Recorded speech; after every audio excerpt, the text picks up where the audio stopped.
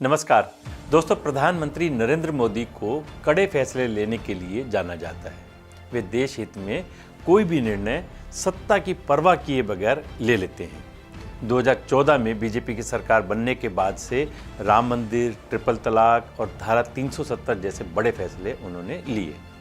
2019 में गठबंधन की सरकार बनने के बाद विपक्ष ने मोदी के कमज़ोर होने का आरोप लगाया, लेकिन पीएम मोदी के फैसलों पर अगर गौर करें तो ये बात सच नहीं लगती। कुछ दिन पहले दिल्ली में जस्टिस यशवंत वर्मा के घर पर कथित तौर पर नोट मिलने का मामला सुर्खियों में आया है। पीएम मोदी वर्षों से लंबित और जनता की एक बड़ी डिमांड पूरी करने के लिए कमर कस चुके हैं। वैसे भी जब कोई मुद्दा पब्लिक इंटरेस्ट का हो तो पीएम मोदी की उसमें खास दिलचस्पी होती है। इसलिए जब से जस्टिस वर्मा के घर पर कथित तौर पर मिले नोटों वाला मुद्दा गरमाया है, पूरे देश में एक बार फिर से कॉलेजियम सिस्टम को समाप्त करने की मांग उठने लगी है। ये देश की मांग भी है और लगभग हर दल की इच्छा भी है। इस विषय में आगे बढ़ें उससे पहले जान लेते हैं कि ये कॉलेजियम सिस्टम होता क्या है।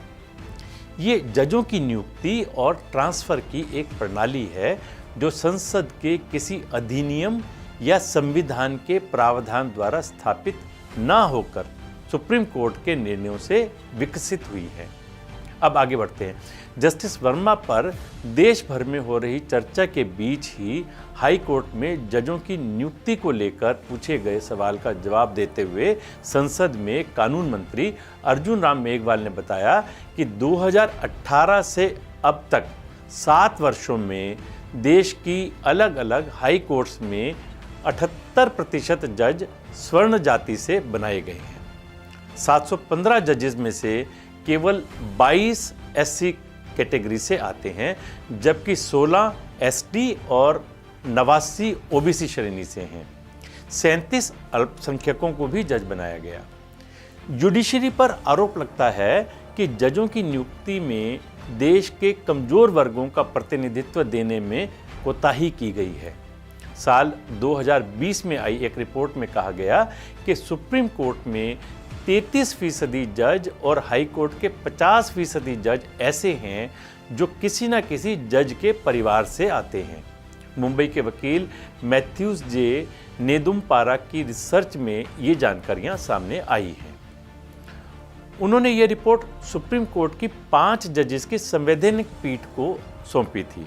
2014 में बीजेपी की सरकार बनने के बाद से ही कॉलेजियम प्रणाली को समाप्त करने के प्रयास होते रहे। नेशनल जुडिशियल अपॉइंटमेंट्स कमीशन बनाकर न्यायालयों में जजों की नियुक्ति प्रक्रिया पारदर्शी बनाने की कोशिश की गई। सरकार ने संविधान संशोधन करके कानून भी बनाया, पर न्यायपालिका ने उसे निरस्त कर दिया। मोदी सरकार ने फिर भी हार नहीं मानी। पीएम मोदी ने 78वें स्वतंत्रता दिवस पर लाल किले की प्राचीर से न्यायिक व्यवस्था में सुधार की जरूरत पर जोर देते हुए अपनी सरकार में रिफॉर्म्स पर हुए कार्यों के बारे में बताया था। उन्होंने कहा था कि अब न्यायिक सुधार समय की मांग है।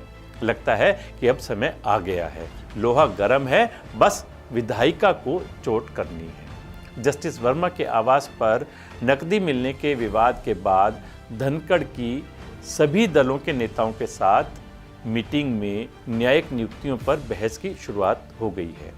एक बार फिर नेशनल जुडिशियल अपॉइंटमेंट्स कमीशन के लिए माहौल तैयार हो रहा है। जगदीप धनखड़ ने पिछले दिनों इस एक्ट का जिक्र करते हुए कहा कि अगर सुप्रीम कोर्ट ने इसे खारिज नहीं किया होता तो स्थिति अलग होती। ये एक्ट मोदी सरकार का पहला बड़ा न्यायिक सुधार का प्रयास था, जिसे सुप्रीम कोर्ट ने 2015 में असंवैधानिक घोषित कर दिया। इस अधिनियम के जरिए सरकार को उच्च न्यायपालिका में न्यायाधीशों की नियुक्ति की प्रक्रिया में एक भूमिका मिलती, जिसे अभी कॉलेजियम प्रणाली द्वारा पूरी तरह से नियंत्रित किया जा रहा है। ऐसे में बड़ा सवाल है कि क्या नेशनल जुडिशियल अपॉइंटमेंट्स कमीशन को वापस लाया जा सकता है। इसके पहले कांग्रेस अध्यक्ष खड़गे से भी धनखड़ ने इसी संबंध में मीटिंग की थी। क्या अभी संसद से इसे पास कराना आसान होगा?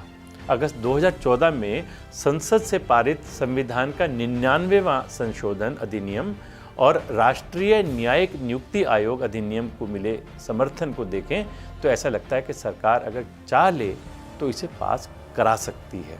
2014 में लोकसभा में 367 सांसदों ने इसके पक्ष में मतदान किया था, किसी ने विरोध नहीं किया।